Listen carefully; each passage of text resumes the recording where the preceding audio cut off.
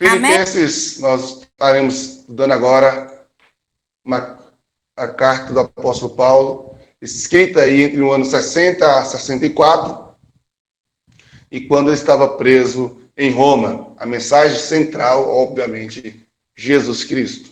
A igreja em Filipenses era uma igreja ideal em muitos sentidos, né? A igreja linda, a igreja que todo pastor gostaria de pastorear. Era agradecida, bondosa, não poderia esquecer de falar também aqui, generosa, abençoadora, preocupada com o líder. Nossa, eu teria inúmeras características a descrever aqui de Filipenses.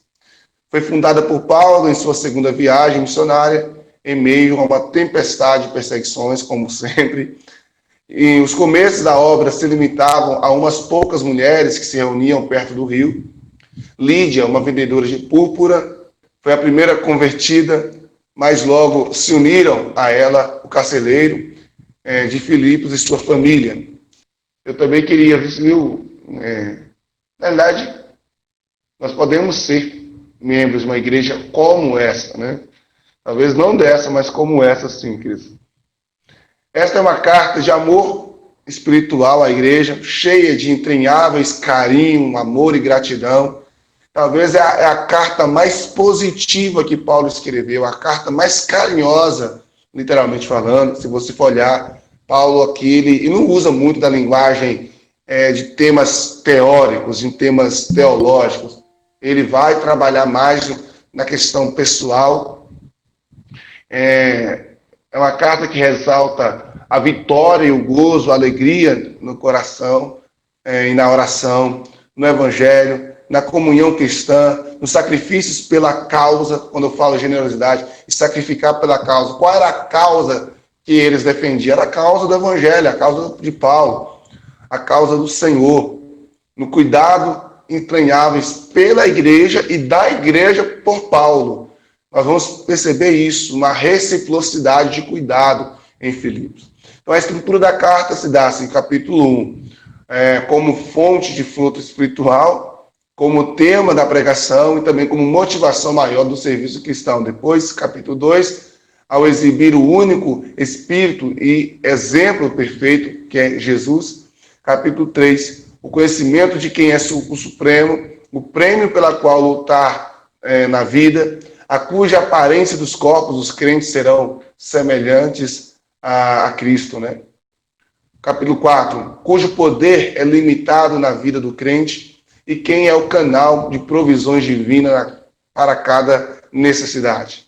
Aí nós teremos aí a saudação, uma declaração pessoal do apóstolo de sua vida interior e da sua atitude perante a igreja, seu interesse profundo pelo seu desenvolvimento espiritual, a certeza de que suas cadeias têm sido uma bênção para muitos, a prisão dele, né, tem sido uma bênção para o crescimento do evangelho, a sua esperança e desejo de que qualquer que seja o resultado do seu encarceramento, Cristo será exaltado pela sua vida ou pela sua morte. Isso é tremendo, né? Independente se eu vou sair desse cárcere aqui vivo ou morto, a questão é que Cristo será glorificado através da minha vida. Então essa realidade ela é muito importante. Nós vamos ver, por exemplo, a sua compreensão de bênção da morte para o crente. Não obstante, ao sentir que a sua obra não estava terminada, esperava visitar a igreja de Filipenses uma vez mais. Paulo, então, ele percebe que a sua obra não havia concluído, ele queria voltar mais uma vez a visitar os filipenses. Ele tinha interesse principal, era a fidelidade da igreja em meio à perseguição. Nós vemos aqui agora no capítulo 2, exortações acerca da vida e do caráter dos cristãos. Então nós vamos ver isso como o primeiro ensinamento, a unidade, a humildade e o esquecimento de si mesmo. Então quando você coloca o outro acima de você, buscar ter a mente de Cristo, cooperar com Deus, ocupando-nos da salvação pessoal, da nossa salvação pessoal, e o viver com seus filhos irrepreensíveis no mundo cheio de maldade. Teremos, por exemplo, no capítulo 3, a recomendação do apóstolo e de seus mensageiros, Timóteo e Epafrodito, quando ele vai trazer advertências contra os judaizantes, narrativas da experiência do apóstolo, falar que era um judeu privilegiado e fervoroso, a sua ambição suprema agora era Cristo. Outras exortações da igreja, como seguir o exemplo apostólico, ter cuidado dos inimigos à cruz, ser cidadãos dos céus e esperar uma grande transformação à vinda do Senhor. E por fim, no capítulo 4, ele vai ensinar os filipenses a manter-se a firmeza, a unidade, a ajuda, a gentileza e estar livre do afã no orar e elevar a maneira de pensar, que seria não pensar nas coisas terrenas, mas pensar nas coisas de Deus.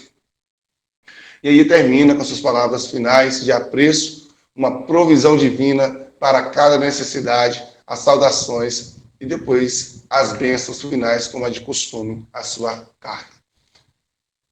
Então, a igreja de Filipos vai trazer aí Cristo como nosso exemplo de alguém que renuncia a si mesmo para se doar a outros que nem merecem. Então, Filipenses, para mim, é a carta da renúncia, é a carta da abnegação, é a carta do maior exemplo de ser um cristão. Não seria à toa que seria, eu falo que é a carta Xodó, a igreja Xodó do apóstolo Paulo.